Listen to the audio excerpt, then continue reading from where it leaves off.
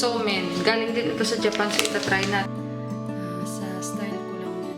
So, okay, Bibi na tindahan. Doon ako bumili sa kanya. Sayang din at hindi rin ito na nagagamit na. Gusto ko siyang, sana balang araw, kung hindi man ako makauwi ng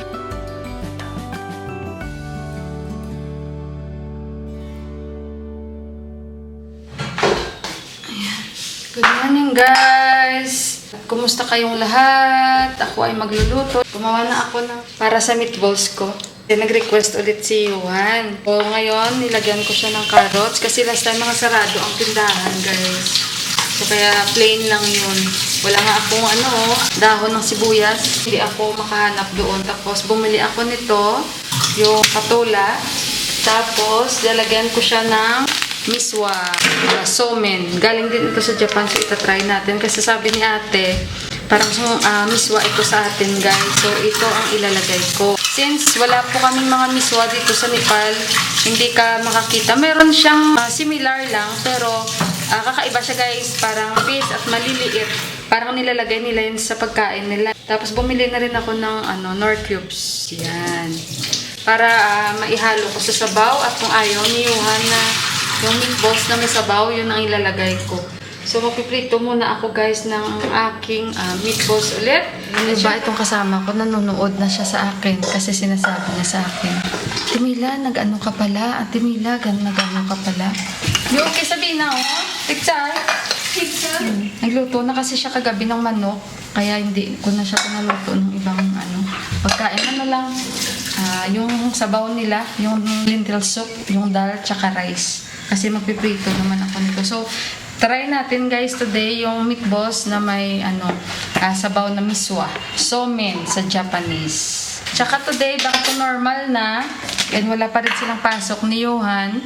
Parang hirap ako Baka bukas may pasok na sila kasi Tuesday ang balik nila. Pero sila ni Indira may pasok na. And bukas pa sila babalik ni Buwa tsaka ni Mandira dahil full pack ang sumo. Hindi sila makabalik dahil puno na. So ayun, at update ko kayo mamaya-maya kay na Ryan Bay kung kumusta na si Bay. Ayun, para ma-update kayo. So nagluluto muna si Sabina. Tatawa si Sabina sa akin. Ngayon, naiintindihan niya na bakit ako nagsasalita dito. Noon, hindi niya ako naintindihan. So, napapanood niya ako. So, naiintindihan na niya. Kasi request ulit to ni Johan. Magluto ako meatballs. So, kaya ay luto ulit tayo meatballs. Kita niyo siya. Magic na siya. Tapos, luto na siya ng rice. Tapos na. Kasi pag minsan, may mga tira-tira pa kami. Hindi ko naman siya pinapaluto. Or either sa gabi na lang. Kasi meron pang natira Si Johnny, ano natin Bibili na naman kami ng mantika. Ubos na naman kasi. Alam niyo, guys, simula nung hindi na kami nakakatanggap ng supply galing sa village. Like gas, mga mantika, dal. Parang mahirap din na dito sa syudad ng Nepal kamamuhay o isa sa mga syudad ng Nepal kamamuhay dahil mahal po dito lahat. So yung dati nakakatanggap kami ng supply, malaking tulong kasi hindi kami bumibili yan ng mga mustard oil, dal, tapos rice, may dumadating sa amin, 4 na sako na bigas. So parang ewan ko bakit hindi na si Ama nagpatanim ng bigas, mga dal. Kasi nga wala siya dito siguro. So wala, parang may magmamanage, guys. Mahirap din. So ang ginawa ni Ama, nakita nyo, mga saging na lang doon at pinarintahan niya yung mga lupa nila doon. Sabi ko naman mga lupa nila, guys, kasi madami naman talaga sila lupa doon. Ewan ko kung napapanood nyo yung mga sagingan nila doon. May share lang si Ama sa saging. Dahil nga parang sister niya yung nagre-renta ng lupa. At napakamura lang ng renta sa lupa. Pero may plano na yung sila ni Ama at ang brother-in-law ko at sila ni Mister. Ang gagawin nila sa lupain na yun. Hindi yun this year. Baka next year po ang plano nila. At saka, except pa yun, isang lupa pa na para patayuan lang ng bahay nila doon o namin. Kasi nga may bahay naman kami doon, di ba? Pero sinira na, lupa na lang ang natira. At parang tawag doon, yung bahay ng dati ng kung saan nila kinikip yung mga kalabaw nila. So yun na lang natira. Pero ginawa ngayon, para may mag-alaga lang sa area na yun kung saan banda yung bahay din nila, kaharap lang ng bahay nila Mandira. Parang pinagamit ni Ama yung parang bahay ng kalabaw sa may mga manok para siya yung mag-alaga dun sa lupa na yun na kung saan sinira yung bahay nila ni Mister. Kasi nga wala man may nakatira, masisira lang. Kasi pinasira na talaga ni Ama. May vlog ako niyan, guys.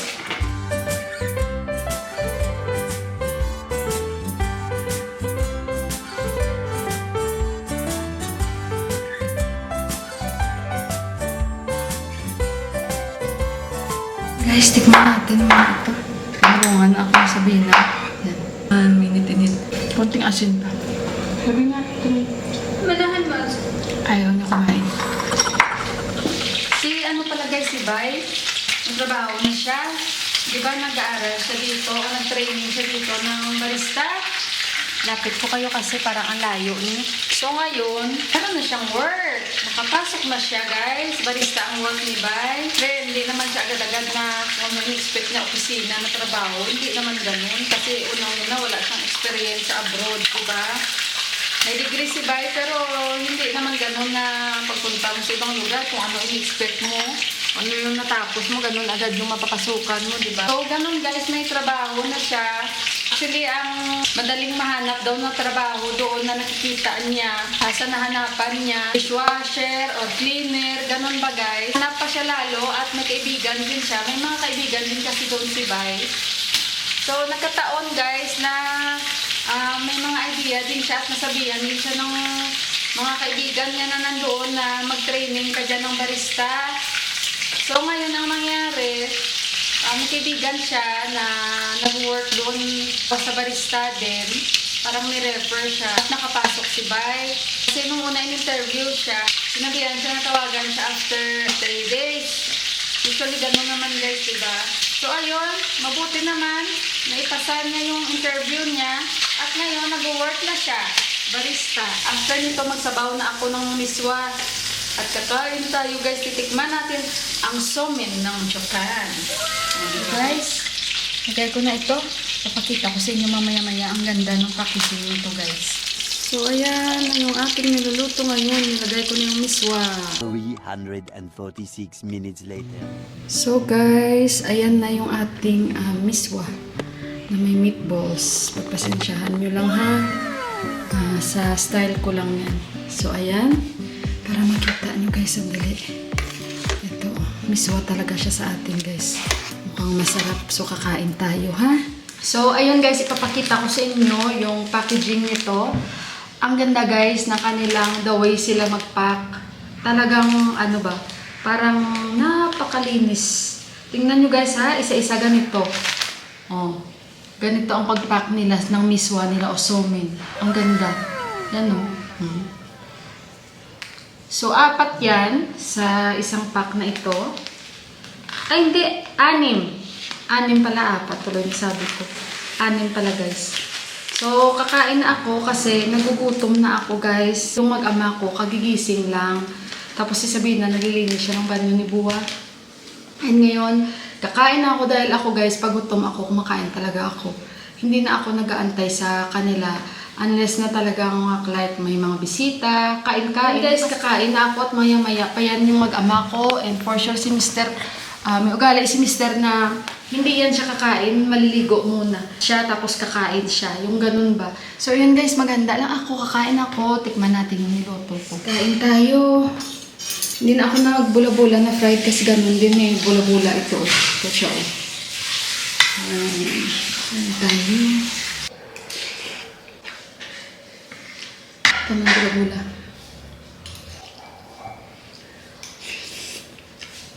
Yung somen, masarap. Pwede nga siyang kainin na kahit walang sahog. Parang iba yung texture ng miswa nila. Basta masarap. Hindi ako talaga kanina pa kahit uminom ng kape o tea, wala, warm water lang. Tapos talaga ito. Ito yung naisip ko na lulutuin. Step 1, wake up early, gonna rise with the sun. Step 2, get some good, some food in you. Step 3, think real hard about what you wanna be. Step step 4. Everybody just do your thing. Diba? Tapos, and arigato gozaimasu again. Siyempre kay ate ko from Japan. Hindi ako magsawang magpasalamat guys. Siyempre blessing yun. And lalong-lalo na sa mga super thanks ko. Maraming salamat po sa inyo sa pagtitiwala sa akin. And siyempre sa inyong lahat guys, maraming salamat po. Napakalaking tulong niyo po sa akin para lalo pa po ako mag-vlog parate. Kita-kits tayo sa taas. 2,000 years later. Guys, hapon na dito oh. Grabe ang ulan. Ulan saan parang may mga dumadating. Sino yun? Ano namin? May mga bisita yung aming ano oh. Ay, ayan. Yung kanilang mga relatives. Siguro may get together sila. Sinundo. May bisita pala sila. Ayan, may bisita yung sa bahay. Ayan. So, maulan guys. Grabe yung ulan. Siguro talagang ano na, magmumonsoon na. Sabi nga sa akin ng brother-in-law ko, yung ano, pinakabunso, nag-usap kami. Sabi ko, alam mo ba, sabi ko sa kanya, Subasbay, maulan na dito, monsoon na ata. Sabi niya talaga ba, Bobby? Bobby kasi tawag na sa akin guys, parang ate. Talaga ba, pero parang may lambing ba? Really, Bobby, sabi niya ganun, parang ano siya, kasi malambing naman talaga sa akin yun ever since, guys, kahit hindi pa siya nakapunta ng Amerika, yung bunsong kapatid nila ni Mister. Sabi niya, parang ang aga naman ng monsoon dyan, kasi hindi ko pa in-expect na magmumonsoon na. Sabi ko, yeah, that's what they said. Sabi ko ganun, kasi sabi nga din ni Mister, at sila ni Bay, nung nandito pa si Bay, magmumonsoon na Ate Mila. So, ayun, sabi din ni Mandira, monsoon na. Pero doon sa, sa Taray, sa village, guys, sobrang init sabi ni Mandira. Kahit yung nanay nila nagsasabi sa akin kanina, kaya ako kita nyo, naligo ako dahil bumili ako guys ng gulay na uulamin namin. Tapos ang nangyari is grabe yung yung ulan bigla, as in buhos talaga. So hindi na ako nagstay doon kay Didi na tindahan, doon ako bumili sa kanya. At tumakbo na lang ako pauwi kaya basa ako. Tapos naglinis kami dito at nagkataon andito si Sabina. Tapos sa labas din naglinis kasi kami dahil alam niyo ba guys, dito pag umulan maganda naman kasi open nga ito, pero yung problema namin is pag umulan dito okay lang kasi hindi ito nababasa masyado. Ayan o, nababasa pa dyan kasi hindi mo naman ma-avoid, pero okay lang kasi maganda siya. Pero yung dito pag bumaba, yun na yung ayaw ko talaga kasi pag umulan, baha talaga siya. Yan. Yung baha pa talaga na yung basa, napupunta talaga siya dito. O yan, pamatanin ni Sis Olga, nilagay na namin dito. So, naglinis kami dito ni Sabina. Tapos natawa ako Sabina kasi basa din siya, tawa din siya. So, tawanan kaming dalawa. So, ayan, niligpit niya yung mga upuan. Ako din kasi basa, grabe yung yung ulan, as in basa talaga. So naglinis kami dito, pati doon ipinapunta namin yung mga tubig kasi may drainage naman kami dyan. Ayan. So ayun, kaya talagang maulan na sa amin dito guys. Siguro may may kain-kain yung sa baba. Mabait naman yung taga-baba namin guys. Wala naman kaming problema at mabait din sila sa akin. At saka alam niyo ba, bukas masaya na si Johan. Dahil yung taga-baba, yung kapatid nila, pasok tayo dito, in-enroll na nila sa school ni Johan. So, masaya din si Johan kasi may kasabay na siya sa bus. So, bukas magkasama silang dalawa at excited si Johan, pati yung bata. Kaya naglaro sila dito. Dito pala siya. Tingnan nyo, nagugulat talaga ito. Nagugulat, yan siya. Feel at home yan siya guys. Kaya nandito nga si Sis Olga, sabi ni Sis Olga, nagulat naman ako sa bata. Ganyan ba talaga yan dito pag pumupunta? Sabi ko, oo ganyan yan, parang bahay niya lang yan. Kaya lagi yan guys dito pag for example, walang tao, kami, aakyat siya sa amin. Parang niya dito, mas gusto niya dito magtambay sa taas. Wala lang, mabait lang yan siya. Pero pag naglaro yan sila ni Johan, sobrang ingay. Siyempre bata. So, yan sila magkasabay bukas ni Johan at na-enrolled na siya. So, ayun. Parang naging close na sila ni Johan. Best friend sila ni Johan. So, titingnan nyo guys yung pinaluto ko kay Sabina na binili ko nung talbos na kalabasa. Ayan. Ito yung style ni Sabina pag nagluto. Siya, nakita niyo ako pag nagluto, di ba? Wala akong masala. Siya may mga masala. O, ayan. Talbos yan ng ng kalabasa at may kamatis siya. Yung nakita niyo sa video ko, guys, ganun talaga ako magluto kahit sag. Pero pwede na yun. Tsaka syempre yung niluto ko pa kanina, may natira pa, Eto, nabula-bula pa ako natira. Yan. Sabi ko kay Sabina, kumain siya. Nagsaing na siya, luto na. Tapos si Mr. man, inaya siya ng kaibigan niya. Nagarkot sila, pauwi na daw. And guys, at nagbabalak ako, inom ako ng tsaa dahil malamig. Maulan, di ba? So, sarap uminom ng tea. Si Yuan ayon sa taas, naglalaro. Tapos yan sa baba. Kita nyo, wala siyang pake. May mga bisita sila sa baba. Tapos ayun, init lang ako ng tubig. And mamaya ulit, guys. Magsishout out. Sandali, guys. Akyat tayo dito. Ayan. Kaya pala kanina, makulimlim masyado. Buti nakuha ko yung mga nilabhan ko na. Pakinggan ko lang, guys, yung drum. Ganda ng weather, guys. Ayan, no, isang araw, itim talaga dyan Sobrang, polluted. Pakinggan ko yung drum. Ay, may tubig na pumapasok. Sandali, maririnig ko kasi. Ayan, may tubig. Pinapakinggan ko. Ayan, ito. Ganon kasi si Buwa pag inon, nasa baba. Inon ko kasi, guys. Ayan. Pag inon niya, tapos papakikinggan. Ganyan ko may pumapasok ng tubig. Tapos kuha ako ng mint dito. Tingnan nyo. Ang lulusog ng mga chili namin. Sarap sa tinula. Kuha tayo dito, guys. Kasi magtsatsaa ako. Tapos ilagay ko sa rep. Sayang din at hindi rin ito na nagagamit namin. Alam nyo ba, guys, kahit saan lang natubo ang mint leaves dito. Oh, ang lalaki. Ang bango, Ano kasi ako? Ng tea. Nangakuha na chamomile tea. Ganda to sa sarap to sa biryani, guys. Ang bango kaya ng biryani na niluluto namin. Gusto kong matutunan yun, guys, kasi para hindi na ako mag-antay kay mister kung gusto kong kumain. Magugulat na lang siya ng luluto na. So guys, nandito na tayo sa baba. Pasensya na kayo na full memory na yung yung GoPro ko, guys. So, yung camera ko na lang, Ito na yung nakuha natin, Ayan. So, hugasan natin. So, ayan na, guys, Kita nyo, dami kong mint leaves. Kuha pa ako bukas, tsaka ilagay ko sa ref. Ayan, para hindi siya doon masira ba. Bago na, guys, ang isip ko. Warm water na lang na may mint leaves. Dahil pag tuwing gabi naman bago ako matulog, umiinom naman ako ng chamomile tea. So, mamaya lang ako inom ng chamomile tea. Ito na lang muna para ma-relax yung tiyan ko. Sa warm water with mint. Ayan, with mint leaves. So, ayan, guys. Inom muna ako. Tawagan ko yung papa ko, guys. Tawagan ko.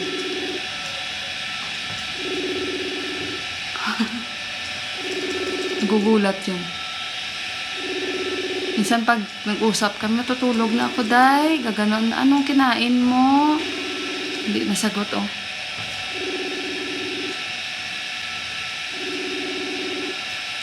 Sabihin niya sa akin, bumili ako ulam, ganito, ganyan. Siya lang naman kasi. Hindi sinasagot. Maaga pa naman sa atin. Mamaya-maya pa siguro. Gabi-gabi naman kami nag-uusap. And syempre, gusto ko magpasalamat kay Sis Karen Silang, shout out. Kasi guys, natouch ako ba na alam ko na matagal na si Sis Karen sa akin nanonood. Sobrang tagal na talaga, guys, dahil familiar na ako sa iba sa inyo. So, ayun, nagpapasalamat ako kay Sis Karen na surprise talaga ako kay Sis Karen dahil sa kanyang message sa akin na sabi niya, sis, kung may GCash yung papa mo, sorry Sis Karen na sabi niya, padalhan niya daw yung papa ko pang grocery ba. So ako naman na-surprise dahil medyo maingay sa baba kasi tinatawag ng kanyang kapatid, yung kuya. So, nasisigaw. So, ayun, nagpapasalamat ako kay Sis Karen dahil na-surprise ako na nag-PM siya sa akin through my FB page. And syempre sa mga nag-PM sa akin dyan, ng mga silent viewer ko, maraming salamat. At pagpasensyahan nyo kung late ako nagre-respond sa inyo. Sis Karen, silang, yun. Tsaka wala akong idea about sa Gcash. So ako din, wala akong idea actually guys sa Gcash, no? Kasi medyo matagal-tagal din na wala ako sa Pilipinas pa. So about sa Gcash, naririnig-rinig ko lang yan. Pero wala ako talagang idea. So nagtanong ako sa papa ko. Ayun, wala rin siyang idea pa. Hindi pa ako nakapagsabi kay Sis Karen actually. So, ayun, i-message ko na lang si Sis Karen dahil yung papa ko, hindi niya rin alam yung Gcash. Medyo matanda na rin kasi si papa guys. Tapos, hindi ba siya active sa mga ganyan-ganyan. At kahit nga sa pagbablog ko, ako pa yung nagtuturo sa kanya para maaliw siya at para maging updated po siya sa buhay ko. Dahil sa totoo lang guys, yung papa ko mag-isa lang siya. Tapos, pangarap ko talaga kahit paano malagaan ko siya. Kaya sana, gusto ko rin yun, no, na malagaan siya ba. Gusto ko siyang, sana balang araw, kung hindi man ako makauwi ng Pilipinas, dahil sa mahal ng pamasahe, kung makakauwi, di pa salamat talaga ako kay Lord, pero parang syempre napakamahal talaga. Yung pangarap ko sana na sana matupad, na sana yun, sa tulong din ni Mister na gusto niyang mangyari, papuntahin dito yung papa ko. So ayun, kaya sana matupad yun guys, balang araw, hanggat kaya pa ng papa ko magbiyahe, kahit pa paano. Tapos sabi ko nga kay Mister, kahit mga siguro 3 buwan kung kaya niya magstay dito. Sabi naman ni Mister, kahit forever gusto niya dito, maraming kwarto, ganito, ganyan. So na-touch ba ako? Sabi niya kahit forever. Tapos gusto pa ni Mister, pag pumunta dito si papa ko, andito lahat yung mga kapatid niya, si ama, ganun. Pero sabi ko baka mahiya yun kasi syempre Pilipino guys na parang maninibago ba siya. So sabi naman ni Mister, bakit siya mahiya? Pamilya niya rin yun. Sabi ni Mister, pamilya tayo, bakit mahiya si papa? Sabi niya ganun. Ganun lang si Tipak guys, tahimik lang siya, mamimisinterpret lang siya ng mga tao. Pero alam niyo yun. Pero dito sa YouTube, kahit sabihin ko sa kanya na nakatingin yung anak ko sa akin. Pero alam niya na ang trabaho ng nanay niya, nakatingin pa rin siya sa akin guys. Nakatingin. Nasipon ako. Ilalagay ko dito talaga guys. So, kasi yung itsura niya, ganun ba guys. So parang, kunyari na tuluyan ko na lang to guys na iyak-iyak ako kasi yung itsura niya. Sabi niya, mas maganda ata punta ka na lang sa pagiging yung sa pelikula daw, sabi niya. So, anuhin ko pa rin ng iyak guys ha, para makita niyo yung reaction niya kasi naglalaro siya. Pero yun guys, sabi ko nga sa inyo, sabi niya, pupuntahin daw dito. Yan, nakatingin na naman siya. Tapos hindi niya alam. Akala niya talaga umiyak ako. Nakatingin talaga siya sa akin. Ayan, sabi niya. Tapos, what happened? I'm too much annoyed. Too much annoyed daw. It's a prank! Too much annoyed kasi tinira ko pa talaga. Nawala talaga iyak ko kasi nag-i-emote na nga ako. Ando na nga ako na nag-i-emote na ako sa inyo. Pero panay talaga siya tingin guys. Nag-ano siya ba? Naglalaro siya pero natigil siya. Tingin talaga siya sa akin ngayon. I'm too much annoying. I can't even play my game. Guys, imbis na nag-emote ako guys. Kaso lang yung anak. I'm really crying and you said it's okay. I'm really Sabi niya, mas mabuti siguro bagay siya pumunta ka na sa mga pelikula at umiyak. Yung itsura niya guys na nakiklik siya ng mouse, sabay ganun siya, tingin na lang siya sa akin. Kasi ayaw niya makita na umiyak ako. Again, you cry. Hindi siya sanay na umiiyak ako. So ngayon guys, paano ko na ito maano kasi sabi niya, minsan kahit nakikita niya na nadami ng iyak ko, gaganon pa siya sa akin. Are you crying? Ay hindi, tumatawa ako anak. Kinaganyan ko siya. Mama, are you crying? No, I'm laughing. Tawa din siya guys. So ayun, nag-emote na tuloy ako sandali guys. Ayun guys, naiyak na tuloy ako na tumawa. Parang nabaliw tayo. Kasi yung anak ko guys, nag-emote ako syempre, naka-side view ako, kitang-kita mo talaga yung katabi mo kung nakatingin siya, di ba? Tapos natatawa ako dahil sa reaction niya na tuwing nafe-feel niya na umiyak ako, tumitigil siya sa tumitingin lang talaga siya sa akin guys. Kaya itong anak ko minsan, masarap to i-prank eh. So ayun, sometimes I'm thinking, no, I want to go home to Philippines. And ayun, sometimes I'm thinking, I want to leave Johan here and to stay with his father. So better sometimes I'm thinking no to go home and I want to go back to my work again in McDonald's, and maybe he will stay here up to he will grow up until he get married, and we will call each other anyhow. There is video call, and if I will not come back here in Nepal, he can sell all my items, no problem, in live selling. Yeah? You can sell? I better I'll sell a kitty na. Basta mama yung sagot ng anak ko guys, tigilan na natin. Guys, tsaka pagpasensyahan nyo na lang guys ha. And it's a prank! Yay! You made me cry for real and you see my reaction so you tell it's a prank. So ayun guys, mamaya ulit!